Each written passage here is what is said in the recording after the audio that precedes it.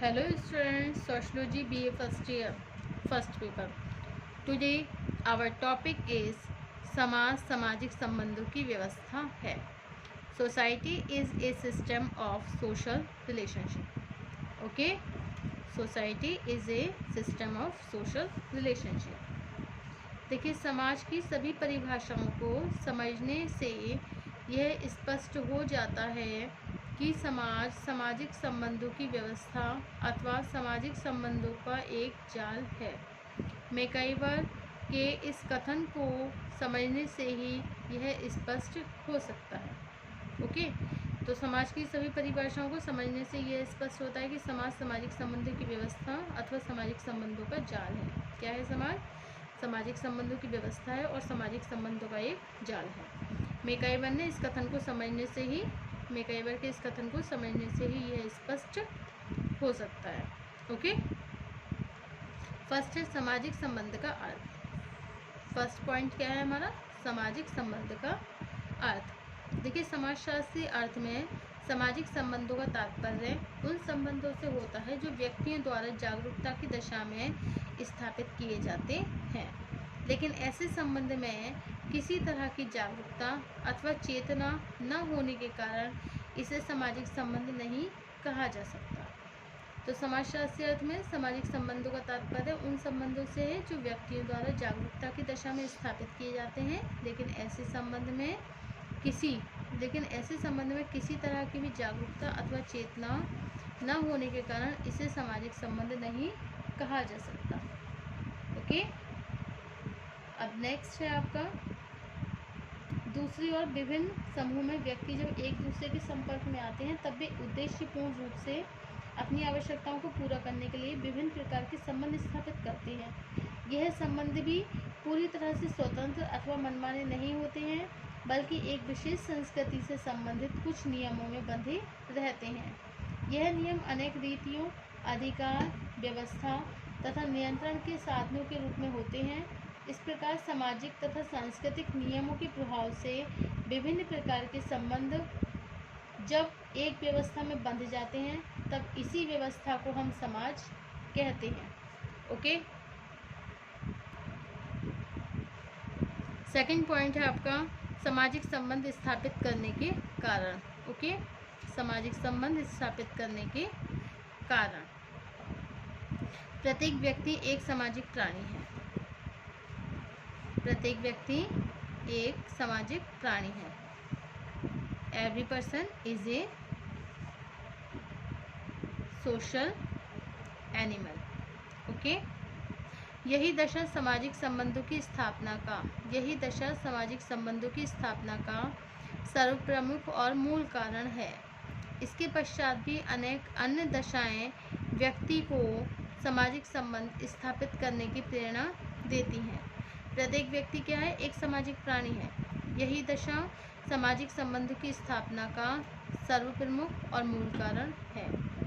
Okay, इसके पश्चात भी अनेक अन्य दशाएं व्यक्ति को सामाजिक संबंध स्थापित करने की प्रेरणा देती हैं. तो सामाजिक संबंध स्थापित करने के कारण क्या है? देखिए, प्रत्येक व्यक्ति क्या है? एक सामाजिक प्राणी है. यही दशा सामाजिक संबंधों की स्थापना का प्रमुख और मूल कारण है. इसके बाद भी अनेक अन्य दशाएं व्यक्ति को सामाजिक संबंध स्थापित करने की प्रेरणा देती हैं. फर्स्ट क्या है? सामाजिक संबंधों की स्थापना से व्यक्ति को मानसिक संतुष्टि मिलती है. सेकंड क्या है आपका पॉइंट? संबंधों की सहायता से व्यक्ति अपने विशेष हितों को पूरा कर सकते हैं. थर्ड, दूसरे लोगों से संबंध स्थापित किए बिना व्यक्ति शारीरिक और मानसिक आधार पर अपनी रक्षा नहीं कर सकता है. नेक्स्ट है, प्रत्येक व्यक्ति विभिन्न परिस्थितियों में दूसरे लोगों से कुछ विशेष तरह के व्यवहारों की अपेक्षाएं रखता है जो उनके बीच संबंधों की स्थापना से ही संभव है.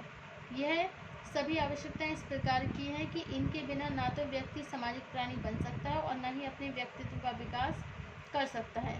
उदाहरण के लिए, हम में से सभी लोग अपनी जैव की आवश्यकताओं को पूरा करने के लिए पारिवारिक, वैवाहिक तथा मानसिक संबंधों की स्थापना करते हैं.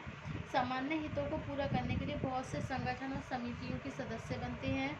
अपने व्यक्तित्व का विकास करने के लिए आर्थिक, राजनीतिक, धार्मिक, दूसरे क्षेत्रों में विभिन्न व्यक्तियों के साथ संबंध स्थापित करते हैं. कुछ व्यक्तियों ने नेतृत्व करने तथा अपना प्रभुत्व स्थापित करने की विशेष क्षमताएं होती हैं। इस क्षमता का उपयोग भी दूसरे व्यक्तियों से संबंध स्थापित करके ही किया जा सकता है। इस प्रकार स्पष्ट है कि हमारे जैसे जटिल समाजों में विभिन्न दशाएं हजारों प्रकार के संबंधों को विकसित करती हैं। ओके, नेक्स्ट पॉइंट क्या है आपका? नेक्स्ट पॉइंट है सामाजिक संबंधों की व्यापकता। सामाजिक संबंधों की व्यापकता। ओके, सामाजिक संबंधों का क्षेत्र इतना व्यापक है कि विभिन्न प्रकार के संबंधों की कोई निश्चित सूची नहीं बनाई जा सकती। आरंभ में यह संबंध केवल परिवार, खेल के साथियों तथा पड़ोस में ही स्थापित होते हैं, लेकिन जैसे जैसे व्यक्तियों की आवश्यकताएं बढ़ती जाती हैं तो समाज क्या है? देखिए, सामाजिक संबंधों की व्यापकता में क्या आएगा कि सामाजिक संबंधों का क्षेत्र इतना व्यापक है, मतलब the field of the social relation it's so wide कि विभिन्न प्रकार के संबंधों की कोई निश्चित सूची नहीं बनाई जा सकती कि विभिन्न प्रकार के संबंधों, many types of the relation, जो many types of the relation होते हैं, there is no proper index. Okay, आरंभ में यह संबंध केवल परिवार, खेल, साथी, पड़ोसों में स्थापित होता है। At the starting this relationship only established in family, the companion of the play,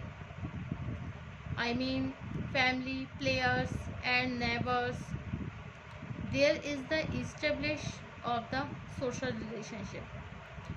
But जैसे जैसे व्यक्तियों की आवश्यकताएं बढ़ती गई, लेकिन जैसे जैसे व्यक्तियों की जो नीडेड है, जो नेसेसरी थिंग्स हैं, जैसे जैसे व्यक्तियों की जो पर्सन की जो नेसेसरी थिंग्स हैं, it increase day by day.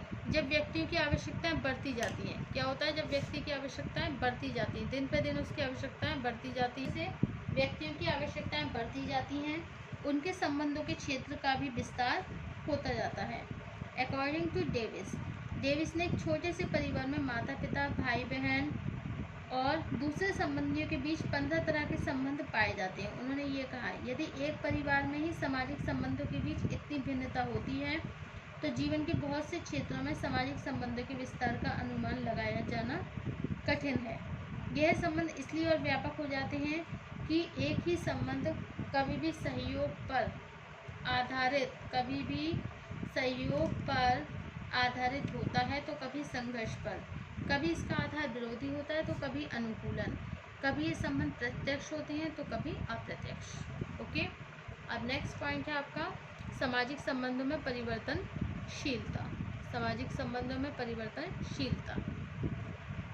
देखिए, सामाजिक संबंधों की विशेषता यह भी है कि इनकी प्रकृति सदैव एक जैसी नहीं रहती है। विभिन्न व्यक्तियों तथा समूहों के बीच एक समय जिस तरह के संबंधों की स्थापना होती है, परिस्थितियों तथा आवश्यकताओं के बदल जाने पर उनकी प्रकृति में परिवर्तन होने लगता है।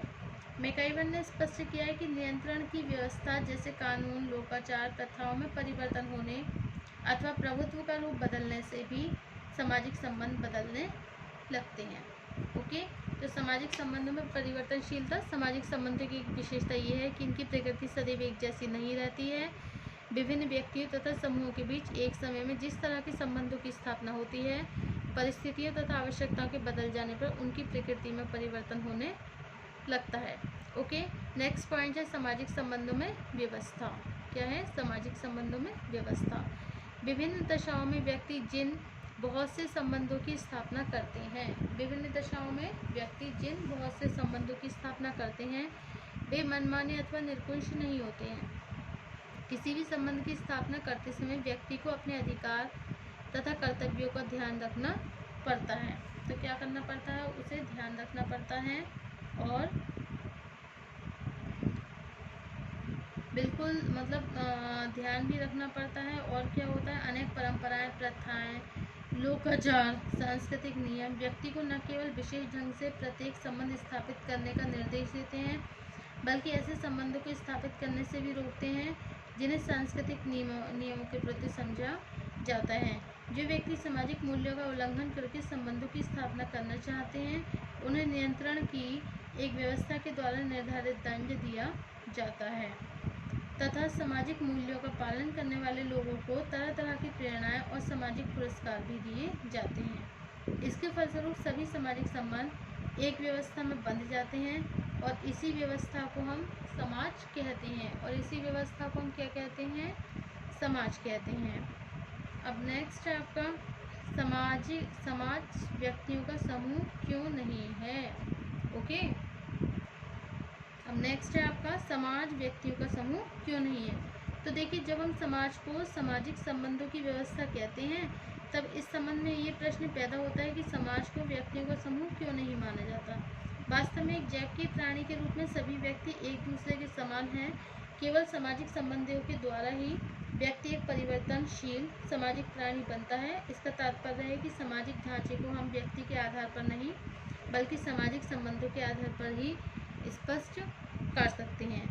ओके, जब हम कहते हैं कि समाज का ढांचा बदल रहा है तो हमारे कहने का अर्थ ये होता है कि सामाजिक संबंधों की प्रकृति में परिवर्तन हो रहा है। व्यवहारिक रूप से हम यही सोचते हैं कि क्या सोचते हैं? हम ये सोचते हैं कि सामाजिक संबंधों की प्रकृति में परिवर्तन हो रहा है। व्यवहारिक रूप से हम ये भी पाते हैं कि स्वतंत्रता से पहले सरकार और देशवासियों के बीच जो संबंध थे उनमें आज एक बहुत बड़ा परिवर्तन हो पाया है और सामंतवाद के समय मालिक और मजदूर के बीच जो संबंध थे आज वो बिल्कुल बदल गए हैं।